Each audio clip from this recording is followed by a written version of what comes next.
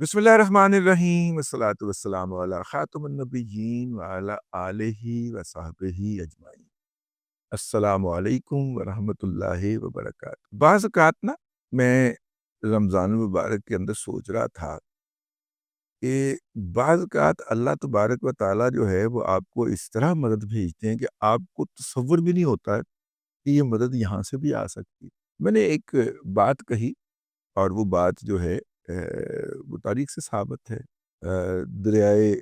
جس کو اب سندھ کہا جاتا ہے، ہم اس کے اوپر ہی رہیں گے۔ دریائے سندھ جو ہے، اور دریائے انہوں نے کہا کہ جناب جو ہے وہ سندھ جو ہے جب فارسی نہیں، ہند جو ہے، ہندو جو ہے وہ جب فارسی میں لکھا گیا تو اسے سندھو لکھ دیا گیا، اور سندھ جب انگلش میں ترجمہ ہوا تو وہ انڈو ہو گیا یا انڈیا ہو گیا، ٹھیک ہے۔ اور مطلب پھر اس سے انڈیگو بھی شاید نکلا ہو، ہم کیا کہہ سکتے، لیکن یہ موصوف جو ہے وہ کیا نام ہے ان کا، سلمان رشدی نہیں سوری سلمان راشد صاحب فرما رہے تھے۔ یہاں پہ آپ نے غور سے سننا ہے۔ اور دریائے سندھ جو ہے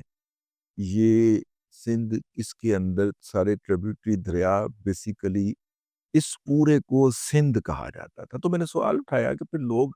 سندھ اور ہند کیوں کہتے ہیں؟ ٹھیک ہے، فیصل آباد منٹگمری کیوں نہیں، فیصل آباد لال پور کیوں نہیں کہتے، منٹگمری ساہیوال کیوں نہیں کہتے؟ ٹھیک ہے، ہم نے اپنے بزرگوں سے سنا ہوا ہے کہ آپ کے بزرگوں کی پورے سندھ ہند کے اندر دھوم تھی ہے۔ آہو گاوا پہلوان رستم زمان ہے ساڈے بوجھ دا شامل سن، تو ہند تو ہو گیا، تو سندھ ہم نے سوچا شاید سندھ اس وقت کوئی اپنی ایک آئیڈینٹی الگ رکھتا ہوگا، ٹھیک ہے۔ لیکن سلمان راشد صاحب نے کلیئر کیا کہ نہیں، سندھ اور ہند ایک ہی اینٹی کا نام۔ آپ نے تو سر ہمارا مقدمہ پلیٹ کر دیا۔ یہی تو ہم کہہ رہے ہیں کہ دریائے سندھ کسی کے باپ کا نہیں ہے، وہ کسی کی اماں جہیز میں نہیں لائی تھی۔ یہ پوری جو سیولائزیشن ہے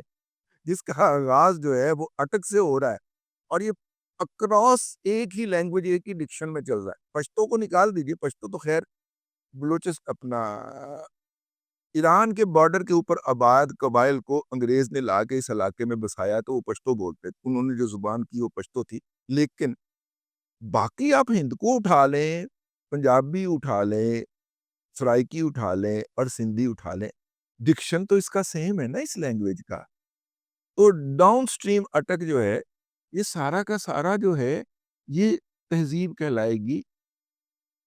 ہند کی، سندھ کی اور انڈ کی۔ تو اگر کوئی یہ کہے کہ سندھ صرف رحیم یار خان سے وہاں تک ہے، کراچی تک ہے، تو اس کا مطلب ہے کہ وہ غلط کہتا ہے، ٹھیک ہے نا۔ تو آپ نے تو میرا کیس پلیٹ کر دیا، یعنی میرے رب نے مجھے کس طرح کفار کے اندر سے، چلے کفار نہیں کہتے، مخالفین کے اندر سے حمایت بھیجی، اور مجھے خوشی اس بات کی ہوئی کہ اس کو بڑے بڑے پڑھے لکھے ڈاکٹر، جنہیں لاہور میں رہتے ہوئے کئی کئی دہائیاں بیت گئی ہیں لاہور کو انجوائے کرتے ہوئے، یہ انہوں نے بھی شیئر کیا، انہوں نے تو اپنے بغض میں یہ جہالت میں کیا ہوگا، اوے آپ میرا کیس پلیٹ کر گئے اس کے ذریعے۔ سلمان رشدی، میرا مطلب سلمان راشد سے لے کے اور باقی سارے جو ہے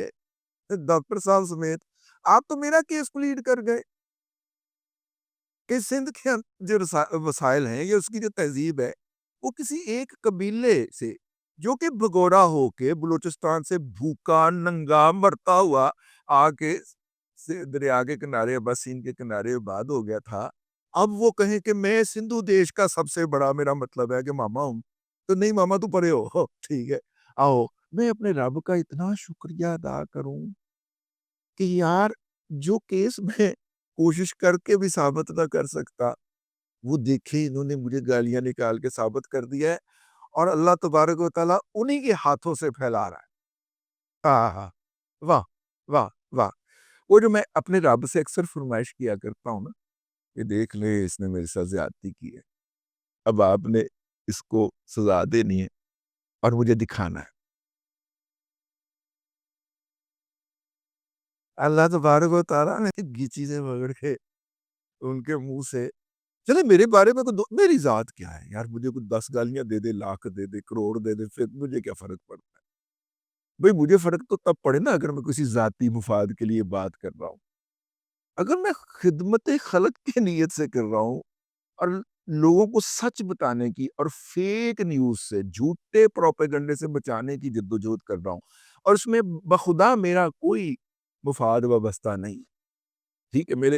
میری ذات کا بھی، میرے خاندان کا بھی، ٹھیک ہے، ہماری وہ کچھ سسرال کی زمینیں تھی وہ بھی ہم نے بیچ بوچ کی، ٹھیک ہے، تو وہ کوئی زمینوں کے ساتھ بھی ہمارا اب وہ والا ذمہ داروں والا تعلق ختم ہو گیا کہ مجھے کو پانی ملے گا پنجاب کو تو میرا اس میں سے کوئی مفاد ہے، کوئی مفاد، صرف اس لیے کہ یار جس دھرتی پہ رہتے ہیں